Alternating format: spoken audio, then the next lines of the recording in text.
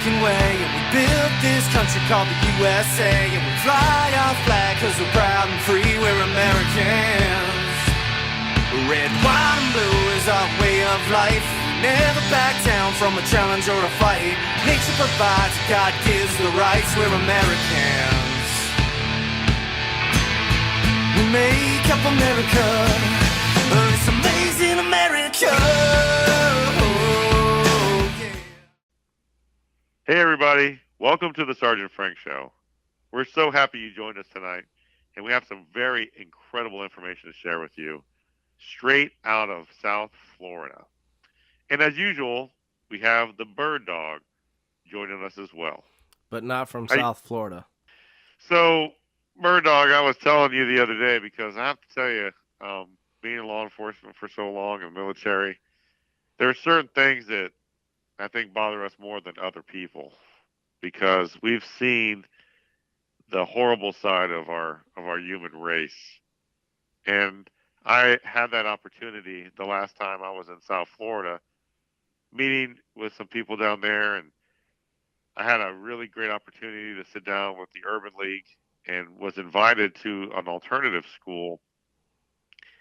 And the thing that really bothered me was the kids in the class were extremely, and I'm not even sure what the word is to use, but we were talking about police and the community and trust and all these things, and they were talking about killing police officers in the classroom. What?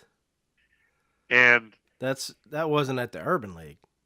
No, this was at the alternative school, and okay, so you went to an alternative school in South Florida? Right. And it's like, first of all, to get in, there's a police officer station in the back, there's a police officer station in the front, and that's great to protect the kids.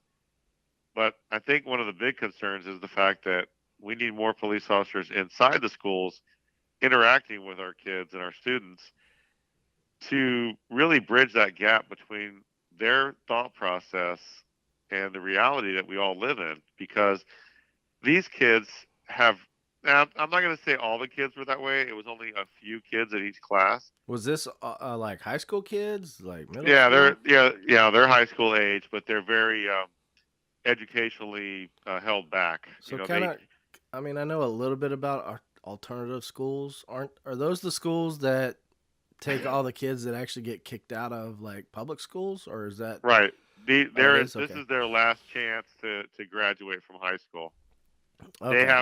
They have been removed. They haven't been kicked. They've been removed from every other school that they attended because of their either the grades, behavioral issues, things of that sort.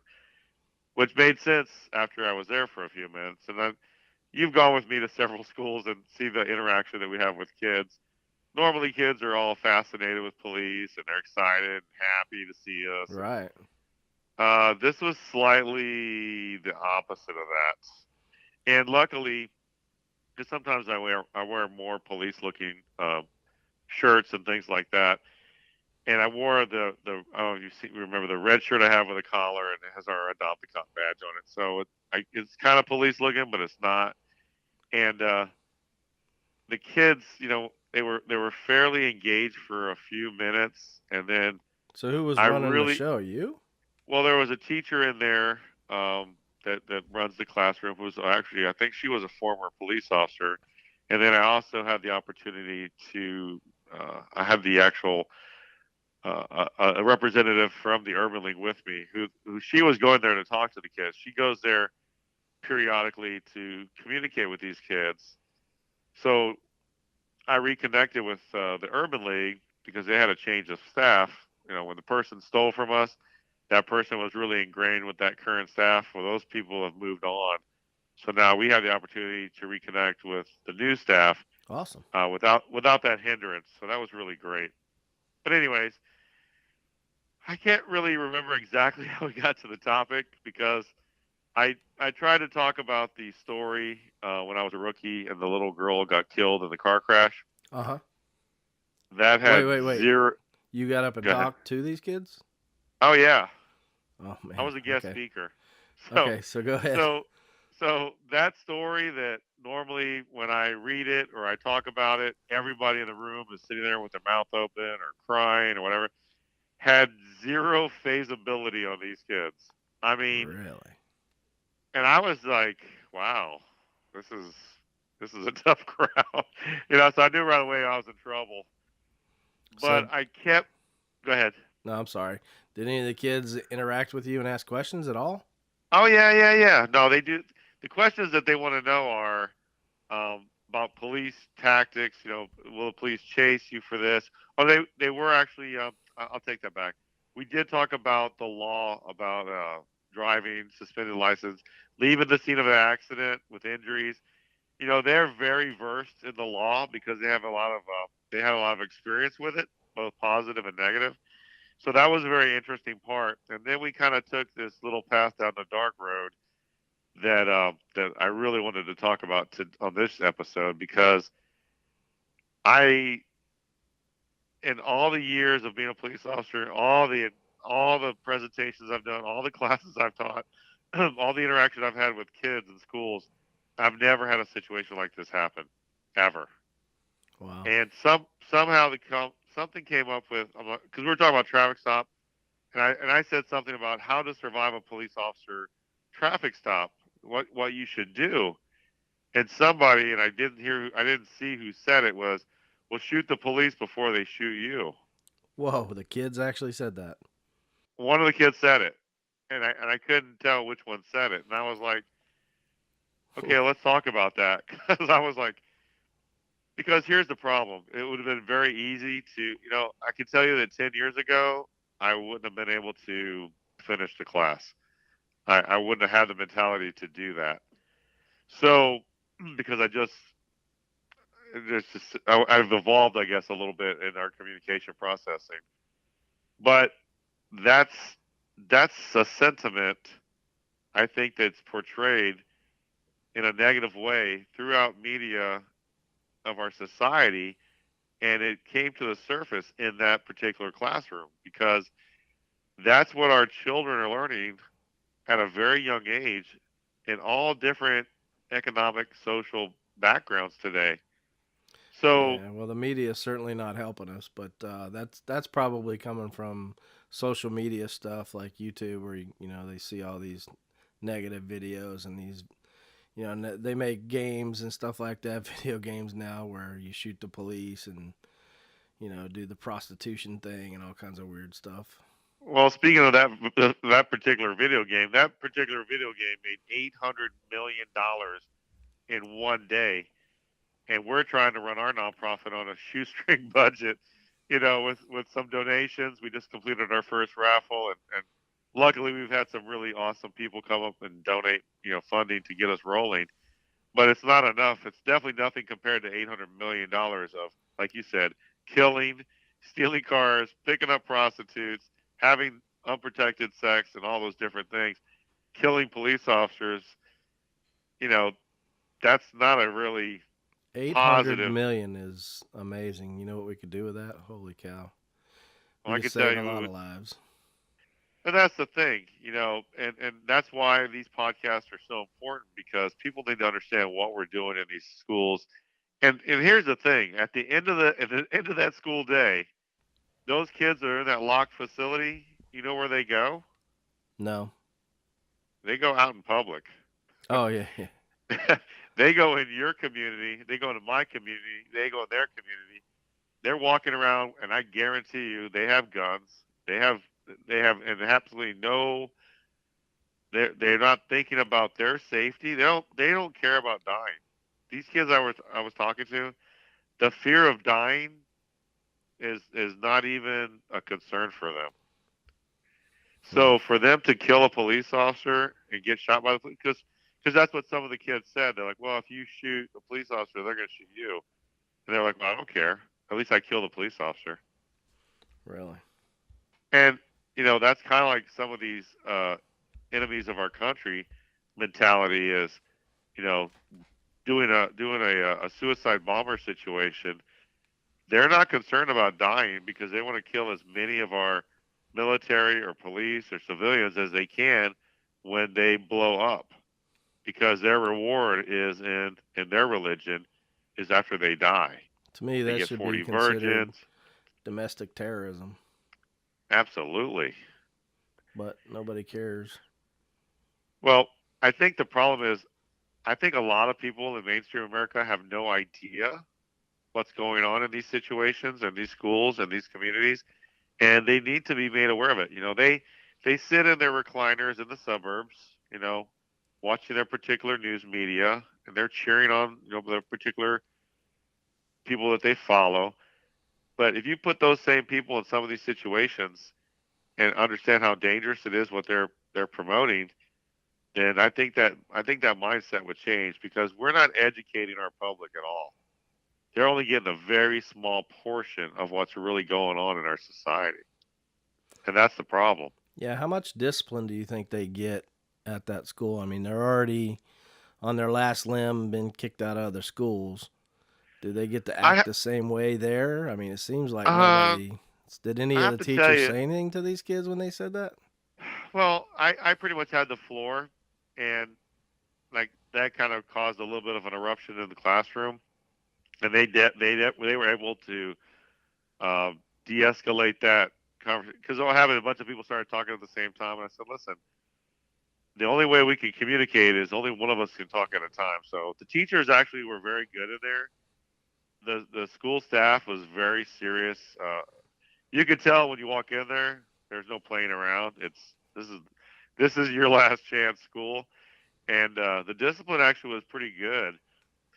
I'm the one that opened up the conversation to let them say what they wanted to say, and I'm the one that caught the wrath of that, which is fine with me, because I have to tell you, if I can't figure out what the solution is for that violence pollution, we're all in trouble. So it's a really great place, and I will go back.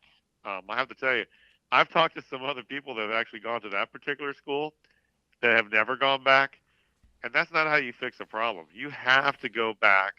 You have to identify these issues, and I'm going to tell you, no matter what, if we can get, if just one of those kids decides not to kill the police, then we make a difference. So it's definitely worth it for us, and I definitely will be going back there with our program in that format. But I will definitely go in there with a different attitude, as far as this is how we're going to do this. But I do want to get that communication process engaged again, because I think it's important. Yeah, well, I'm glad I wasn't there. I can tell you assuredly you could, because I know you for 24 years. Well, more than that now, but there is no way, because and that's I'm not saying that in a good way or a bad way. That's just the way it is. You can't take people that have dedicated their life, and I don't know why.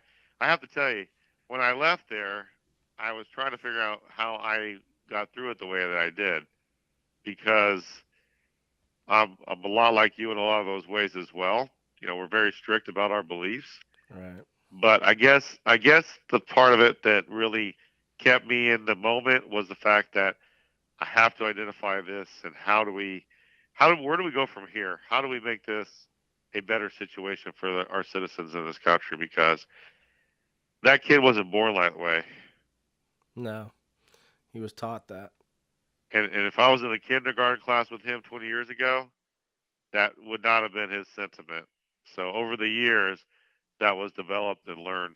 Do you think any of the kids in the schools? I mean, do you think any of the information that they were giving you and saying comes from anything inside the school, teacher wise, or like? Oh, absolutely. Well, not well, definitely not in that classroom, because that teacher was a former police officer. Hmm. But it's a good possibility if that wasn't fostered in the other schools that they left. And the only reason I Or I brought that up is because you hear all these college professors doing like asinine things. I mean, like crazy things, and talking like almost domestic terrorism type stuff. well, I And just posted that last week, an article about that, where the professor was his commentary was something about teaching dead cops, or it yeah, was it's a very like derogatory statement about law enforcement, and that type of faculty member in our school system should not be allowed Well, that's what I'm because, just wondering if you got them in college, for Christ's sake. They definitely probably exist in high schools. well, I think, and that's the thing. As law enforcement officers, we were never allowed to talk about our politics. We were never allowed to talk about certain, things being in law enforcement. Yet the people that spend the most time with our children during the day are our teachers. Right. So, in my opinion, they should probably be some of the highest people in our country because they are creating the future of this country every day. So, Right. for some reason, that doesn't get the attention that it should. So that's another thing that's very problematic, I think, in what you were saying as far as learning that behavior by teachers. Yeah, if you had a teacher who was anti-law enforcement, anti-American, and they were teaching a class for 8 hours a day, is that going to influence the kids? Mm, yeah, I would say yes. Yeah. I mean, how could it not? Well, it could come So, from parents, grandparents, friends, anything. right, But right. And everybody has their right to their opinion. But if your opinion is to take the life of somebody, I'm pretty sure that that's illegal today yeah. in most states, even today. And promote and not only taking somebody's life, but taking a person's life who's out there protecting us every single day is out of control. Domestic terrorism, like you said earlier. Every one of these police officers that loses their life in the line of duty is an attack on our country, not an attack on our. Yes, it's an attack on the cities. It's an attack, but the overall picture is it is an attack on our country because that person is the last line of defense for our country, the last thin blue line of our country's defense. And how dare you even raise your hand to one of those officials? That is outrageous. Well, we've let it get out of control instead of taking care of it when it started happening. And now it's just widespread chaos, basically. And you can do whatever you want to do. And people don't shun you for it. They applaud you. Well, like I said, everybody has a right to the opinion, but if your opinion incites a riot or causes somebody to take an action to create or to do violence to somebody else, then that shouldn't be allowed. That's illegal as far as I'm concerned. We can't. We're never allowed to do that. Is. Yeah. Well, not everybody, but you know what I mean. Right. So I mean that's one of those situations that is just out of control. And then I had the other opportunity to attend a town hall meeting down in Broward County, and that was another very interesting situation because I applaud the Broward County school system for what they're doing in reaction to the Parkland shooting. I sat there for 4 hours listening to several commentaries about school safety, and then they did a like a press conference in the very beginning, and then they had people ask questions about from the school board members and the school superintendent. And the thing that I was sitting there observing was a question is, Bird Dog, how do you do this? Or what actions are you taking to promote your program in this area? That's a question. 90% of the people that were talking did everything but ask questions. There were people there promoting their businesses. There was commercials for this, that. They got 2 minutes. Really? And each person got 2 minutes. So there was probably 80 people on each side of the aisle that were able to go up and ask questions. At least 80, I would say, on each side. So I'd say 160 people at least. The place was packed. It was a high school auditorium, and it was packed. There was actually people out in other outer rooms. So people actually got up and walked up and just talked about their business, and that was it? They talked about, it would be a business like, something was really like, one was about metal detectors, one was about some kind of recognition of your and it was supposed it was supposed to be questions about school safety, but the guy was talking about his business, and it was some kind of system they could read your face and tell what you were thinking. And I was like, dude, if you could do that, you wouldn't be selling it here. You'd be selling it everywhere else. And I don't mean to say that offensively or to make fun of the guy, but I was like, I mean, really, it's like it was so incredible, the idea and the technology. I was like, dude, you go to NASA or go to somewhere that really could use. If that really works, you should go somewhere where they're going to pay you a big amount of money for it. And speaking of money, tens of millions of dollars. And I have the literature. I have to post it on our website about how they're going to spend the money for school safety, and which is great. Don't get me wrong. I think everything that we do should be helping keep our schools safe. But the one thing that I never heard in the 4 hours of this meeting was about the students inside the school and helping them with mental help, with mentoring, with all the things they call that the nobody talked about the incredible failure that this child had. 128 different times I think he dealt with the law enforcement down there.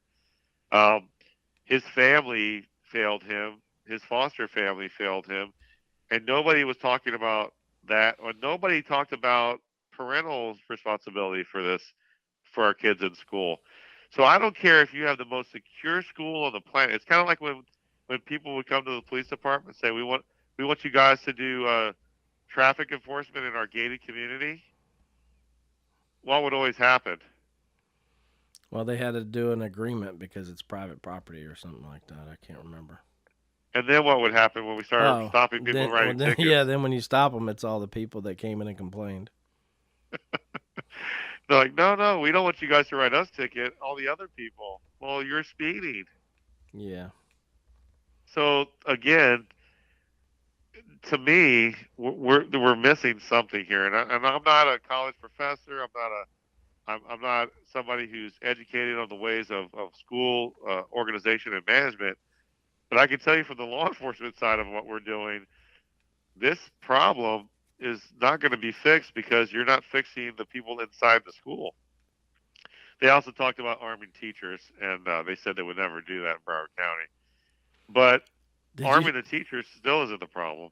Yeah, did you see that they like some school of the arts or something down in, I don't know if it's Tampa, Sarasota area, hired 2 combat veterans to walk around in the school with AR-15s and. Yeah, I saw that.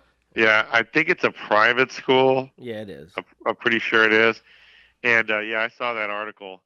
And I get that, and it's a band-aid. But honestly, even those 2 guys, if you were going to come into school and you were going to do some kind of violence, if your mindset was to do that, I mean, like in Columbine, I don't know if you know this, but they actually got in a shootout with the school resource officer before they attacked the school. Oh, I didn't know that. No. And the only weapon that the school resource officer had was his handgun. And after he emptied his 3 magazines, he had nothing else he could do, and he departed the area. Mm-hmm. So this happened 20 years ago, and here we are in Parkland again, and the same situation happened again. So maybe there's some other issues that we should be looking at other than just making the schools extremely hard as far as getting it. And don't get me wrong, we need to make those measures, but that school had measures. It had cameras. It had single point of it. It had so many things in place, but the problem was people weren't using those things. Do you think that the media? Do you think that when something like that happens, the media shouldn't follow it so it doesn't glorify it?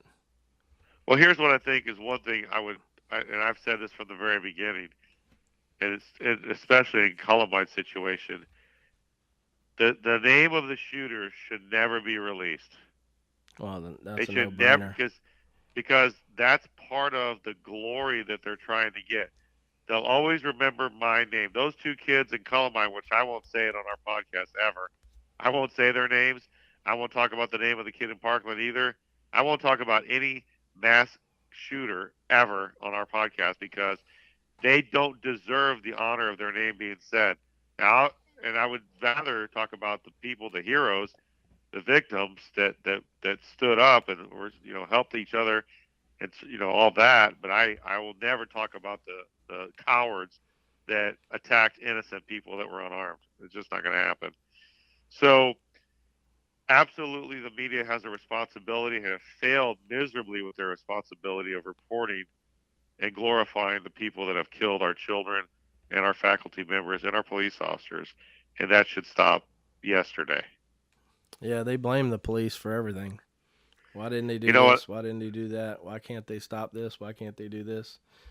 Oh, that was an interesting I brought up at the alternative school as well, was because the kids, just like our adults, don't realize the police officers isn't the reason that the criminals are let out of jail. It's the court system. All we can do is locate the criminal, put the evidence together, and present it to the state attorney's office. It's the state attorney and the defense lawyers and the prosecutors that take our information and the juries and release people back onto the streets and the deals that are made.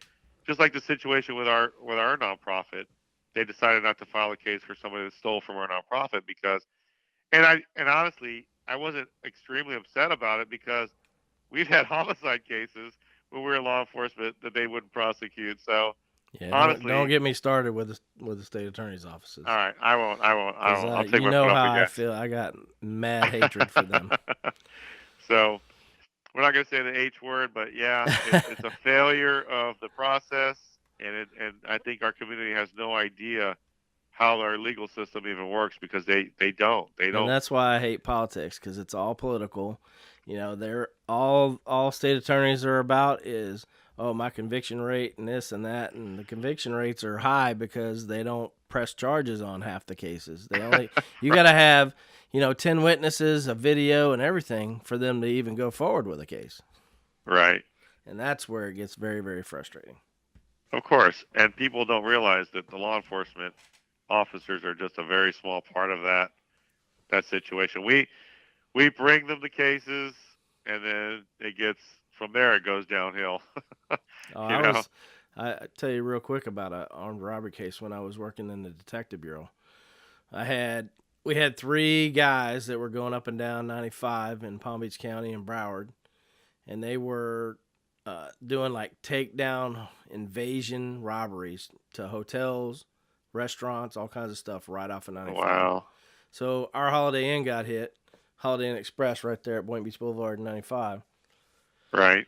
So it was my case, when the 3 got caught in another robbery, now you have their names and stuff. So I had one guy that somebody identified in a photo lineup.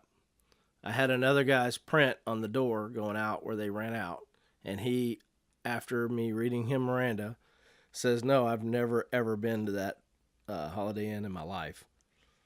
And they wouldn't press charges on him. Because they were like, well, we're going to get him on this one. We got him red-handed. We're just going to null pros that.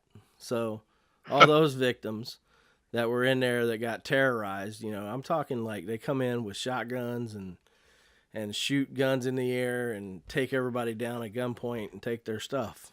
I mean, it's not like they walk in with a little note into a bank and say, right. Give me your money. This is actual, you've held people hostage at gunpoint. Oh, man. And it wasn't good enough because the witness that identified the guy lived in Ohio. We got to fly him down here. I mean, they gave me all kinds of BS excuses, and I was just so frustrated. And that's the thing is people don't understand how it works. And even those kids in that school didn't realize how it works. So the work that we're doing in our education system and talking to the community and giving them that insight is really becoming more and more apparent and effective because they're not going to get that information anywhere else. I remember we had a former chief that was talking about statistics of crime in the community. And he threw out this huge number, like 40% of reduction in crime. And I was like, well, that's nice, but the reality of it is people aren't reporting the crimes that they used to because of the trust issues with police. So throwing out a 40% reduction in crime, if people aren't reporting it, you probably have a 40% reduction in crime reporting more than you have a reduction in crime. Yeah, well, those So, numbers are always fudged to of be course, in they're their very favor. subjective to, Yes. yeah, of course. And it's just, again, another political situation that was very, messed up. But, anyways, back on track. I really appreciate all of our fans, all of our listeners that contributed to our raffle that we just drew. I have to tell you, I'm ecstatic with the support that we're getting from our community, with our people, and so many different raffles. We have so many different raffles right now, and we're going to create more. That I think it's really becoming apparent that people do care and want to see a change made in our society, dealing with police officers, dealing with our children, helping our kids, helping our police officers. Because I have to tell you, I really believe the majority of our people in our country do trust officers. They just don't want to voice it all the time because of mainstream media and different outlets. So, like I said, I really appreciate everybody that donated to our program with the raffle, and you all will have chances in the future to win because we are going to continue doing our raffles. We really, it was very fun. The drawing was hysterical, but we're always working on more and more ways to do more things to support our communities and our kids. And we're open to suggestions. If you have ideas you want to share with us, let us know. Go to our website, uh, myaacusa.org, or on our Facebook page. You can personal message us. Is that what they call it? PM, personal message? PM. Yep. PM. And, or you can call me on my telephone, 561-523-2110. If you don't leave a message, I won't call you back because all the solicitors do the same thing. Everybody, they think we're the United Way. They're all trying to sell us something. I'm like, we don't have that kind of budget, brother. But thank you anyway. Yeah, and if But anybody's worried about the way Sergeant Frank sounds, it's not the sound. It's not a sound issue. He's under the weather right now. I'm so congested. My head's like underwater. So I apologize. I know I'm a lot more enthusiastic usually, and the bird dog's probably happy. I'm a little more subdued tonight. Yep. So we got what we got coming up. We got our hunts coming up, the turkey hunts. We have the 3 turkey hunts. We have we're getting together our ID card system, which is amazing. The law dog is up and running, and he's been pacing his kennel all day long.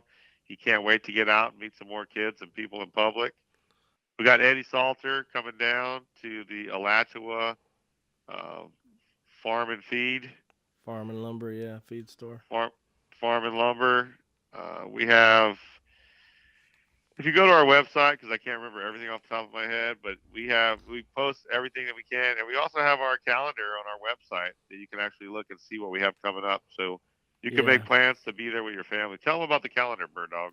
Yeah, our events calendar is updated pretty much at least once a day, if not once every 2 days. But most of what we're doing is there. If you ever want to know what's going on or you want to come by and visit us, in fact, we do a lot of things out in the public where if you just you might not be involved, but you can show up, take a picture with us, and tag us on Facebook, and we give away prizes and we do stuff like that. So. Yeah, explain how the tagging thing works, because some people don't understand what. If I touch you, does that mean what you're tagged? Does that make you it? I wish it was that simple. You asked me to talk about tagging. I'm like, I have the hardest time with Facebook, and it's like I just have to use it more. I guess I never was a Facebooker at all. I only had a Facebook page because I stalked my kids. I wanted to make sure they weren't doing anything, bad. Right. And but they, every time I get used to something, I opened a Facebook and started getting used to it, and then they came out with like Snapchat and all these other Instagrams, and so they always have a way to get around me watching what they're doing. If there's any Facebookers out there that want to volunteer some of their skill set to Adopt a Cop USA, we welcome it. Oh, we yes. appreciate. We've gotten so much help from the public because we've done things wrong. So they're not really nice about it all the time. They say derogatory things to us sometimes, but we're tough. We can take it. And if you're inclined, you want to help, don't be part of the problem. Be part of the solution. So we're open minded. We're not going to give you all our access codes, but we'll listen to you, and we'll work with people that want to help us. Because I have to tell you, we've talked to so many people on both sides of the aisle, and we are so interested in what people have to say that sometimes I think it almost seems annoying, but we want to hear your comments. We want to hear your concerns, and we want to go out there and get the information for you. And if we're wrong, we're wrong. But it's not about right and wrong. It's about saving our kids' lives, and that's what we're trying to do. Yeah, so getting back to the tagging thing, from what I think it is, or what I know how to do it, is you post something, and then I guess in the comments section, you got to hit the little @ sign, and then type in the people's Facebook page. Like, I guess you'd do @ and then Adopt a Cop USA official site. Right. To tag us, and I really don't know what it does, but somehow it lets us know, I guess, that you tagged us. I'm going to tag you after this show to see if it works. Yeah, I tell you, I just don't get it. I try it. You know what's frustrating? I don't know if everybody else has this problem, is if you're not friends with somebody, you got to like type out their full name, and then you got to make sure, because everybody has, a bunch of names, the same name, you got to make sure you're tagging the right person. Because when you do the tag thing, when you put the @ sign and you start typing, suggestions come up. And if you're friends with them, they come up right away and you can see them. But if you're not, it doesn't come up. You got to type out the whole thing, and then you got to hope that you got the right person. So it's kind of hard to do right then and there. Right. I would suggest, well, unless people are, and I'm sure a lot of people are better pros than I am at it. Well, I'm not a pro, but, I have to go in and friend the person that I'm going to tag first, so they pop up for me. that's how bad it is. Well, for me. I noticed that if I've tagged them before, then they do pop up there when I start typing their name. But if I haven't, you're right, it doesn't. It's a lot, and then you got to go back and I work a lot from my phone because I'm sometimes remote in places that barely have cell phone service. So just be patient with us, guys. We're technology's coming slowly but surely, and we'll stop our smoke signals and make it all work for y'all. So. Smoke signals. So we're going to be down in Palm Beach County at the end of this month. We're taking a kid that has cancer, I think. Yeah, Johan Strong. He's his website's amazing. Go on there and take a look at his stuff. I met with him and his parents. They're really, really awesome people, salt of the earth, and he's a tough character, man. He's not a quitter. He's fighting cancer. I told him, I put a post one day. I said, punch cancer in the throat. Really, really good kid, and I actually think he wants to go out on a hunting trip too. He expressed an interest in that. So does he? We're working on that too. And for all you anti-hunters, I'm sorry, but whatever this kid wants, he's gonna get. So. Yeah, we're gonna take him out fishing, and we're gonna take. We got another kid lined up from a local school, and the parent has to go, or a parent, guardian, somebody has to go with the kid. We're not just gonna take your kid out and babysit. You know what I mean? We want the kid and the parent to bond while doing this, fun stuff in the outdoors. We don't want you to just say, okay, yeah, my kid can go, because it won't work like that. You're right, 100%. And I almost said that, and you took the words out of my mouth, which was great. Which is very rare that I can take words out of your mouth. So the nicest I way. think that we decided, are we going to do like a random thing too? We got 2 days scheduled, and we're going to be there for 4. So I think we talked about just going to a random like lake somewhere and seeing. More people can contact us. Yeah, if you're listening to this show and you have a kid and a parent that wants to go out on the Adopt a Cop boat, give us a holler. Send us a PM message or call me on my cell phone or send me an email. My email is sgtfrank606@gmail.com. All this stuff's on our website, our phone numbers. I mean, you could get more access to us than if I showed up at your house. I mean, it's ridiculous. So. That'll work. I like the randomness of just finding a parent and their child out fishing already on the bank and taking them out on the boat. I love doing that kind of stuff. So if we don't find those, but if anybody else has people that are listening to the show this week contact us, and we'll try to make it happen while we're down there. Said we're going to be in Palm Beach County, probably fishing Lake Ida, because yeah, that's my favorite bass fishing spot because I know where all the fish are, so it's kind of easier for me. Because you don't want to take a kid out fishing and then get skunked. Right. You know, I could go fishing all day long. In fact, I just took a veteran out 2 days ago, and we went to a lake that I haven't ever fished. So we're popping around and we're getting bites here and there, but we were out there for, you know, a good 6-7 hours and didn't catch a fish, but I had the most fun. I mean, I could fish all day. Fishing is just wonderful for me. We need to take Noah with us so he can name the fish. That's what we need to do. Yeah, Noah's pretty cool. We took a 13-year-old kid fishing on a secret lake that he told us about. And every time he caught a fish and released it, he's like, "Okay, bye, Nancy." You know, he named the fish every time he let go. And if you want to watch that episode, check it out on Adopt a Cop USA official site on YouTube.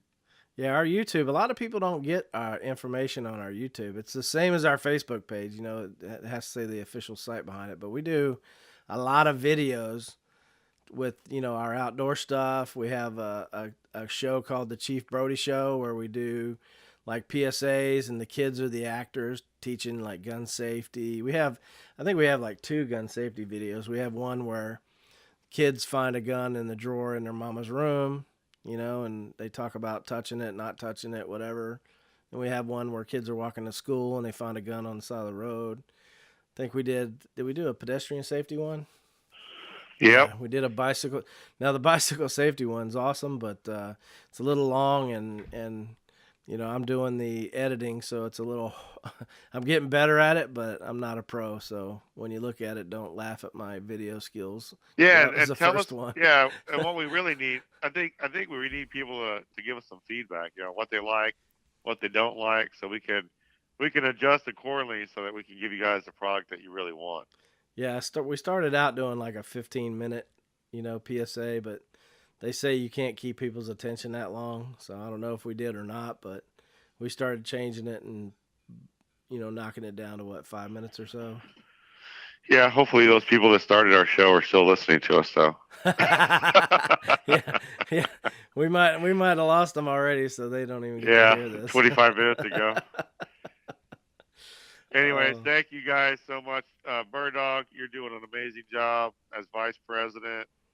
Yeah, the senior editing member, engineering, processing, website designer, secretary, raffle ticket extraordinary, Photoshop man. I mean, everything that you see is produced through the Bird Dog production, so it's amazing.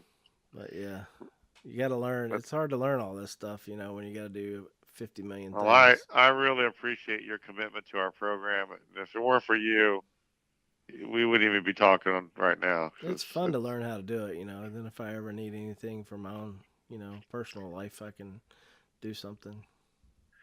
So please like and share our pages on YouTube, Facebook. We're going to come up with some pretty creative things. Our next raffle is going to be pretty amazing, but we're going to talk about that on our next podcast. So just to close off, what do you got to say, Bird Dog?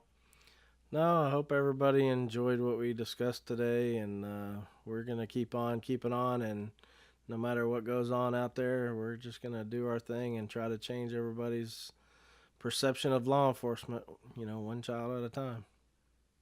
Absolutely. And with your support, we can put the United back in the United States. God bless everybody.